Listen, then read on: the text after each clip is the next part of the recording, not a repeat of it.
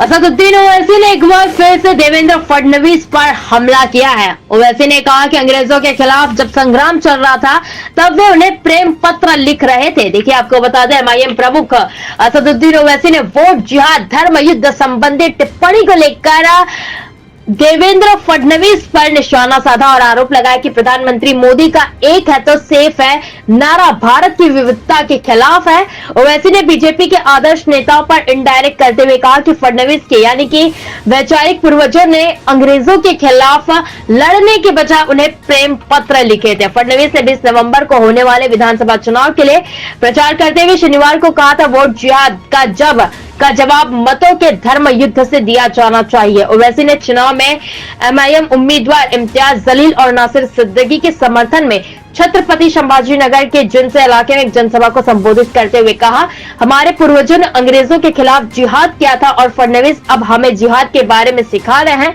नरेंद्र मोदी, अमित शाह और देवेंद्र फडणवीस मिलकर मुझसे भी बहस कर नहीं हरा सकते हैं। ओवैसी ने कहा, धर्मयुद्ध जिहाद संबंधी टिप्पणी चुनाव आचार संहिता का उल्लंघन है और इसको लेकर क्या कहा है ये जरा सुनिए। कर गैर जरूरी मेरा नाम अपनी जबान पर लाए।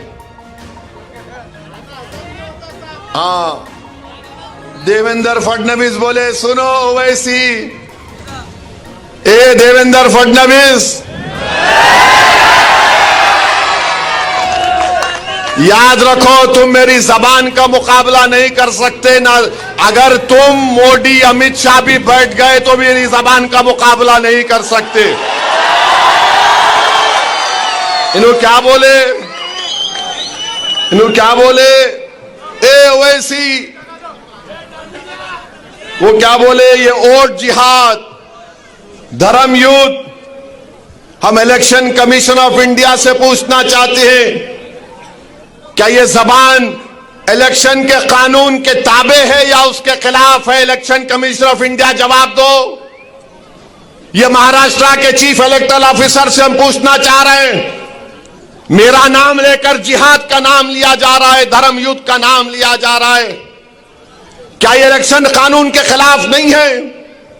क्या ये मॉडल कोड ऑफ कंडक्ट के खिलाफ नहीं है? ये लोकशाही है, जमहूरियत है, यहां पर धर्म युद्ध और जिहाद कहां से आ गया फडणवीस?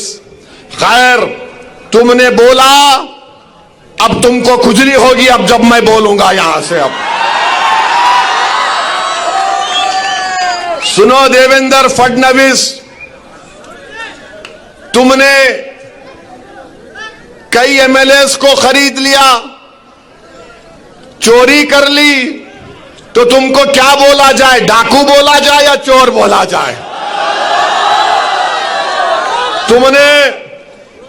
तुमने महाराष्ट्र से एक ड्रग पार्क का प्रोजेक्ट आ रहा था 3000 करोड़ का, टाटा एयरबस का प्रोजेक्ट 22,000 करोड़ का महाराष्ट्र को आ रहा था, वेदांता फॉक्सकॉन का 1,55,000 करोड़ का प्रोजेक्ट आ रहा था, मेडिकल की इक्विपमेंट बनाने का प्रोजेक्ट आ रहा था 4,024 करोड़ का,